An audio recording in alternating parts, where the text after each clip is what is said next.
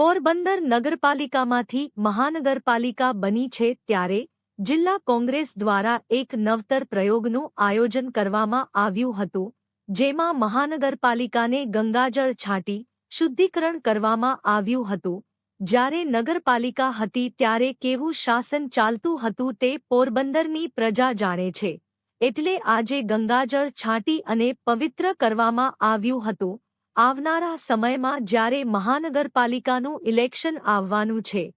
જિલ્લા કોંગ્રેસ દ્વારા જણાવ્યું હતું કે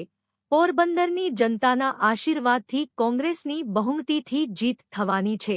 ત્યારે ગંગાજળ હાથમાં રાખી અને શપથ લઈએ છીએ કે આવનારા સમયમાં જેવી રીતે ગંગાજી પવિત્ર છે, તેનું પાણી પવિત્ર છે, તેવી જ રીતે જ્યારે કોંગ્રેસની બોડી મહાનગરપાલિકામાં બેસે ત્યારે પોરબંદરની જનતાના સુખાકારી બધા જ પ્રશ્નો હલ કરવામાં આવશે અને પ્રજાના હરેક કાર્ય આ ગંગાજીના પવિત્ર પાણીની જેમ પવિત્ર કરીને જ કોંગ્રેસ બોડી ચલાવશે।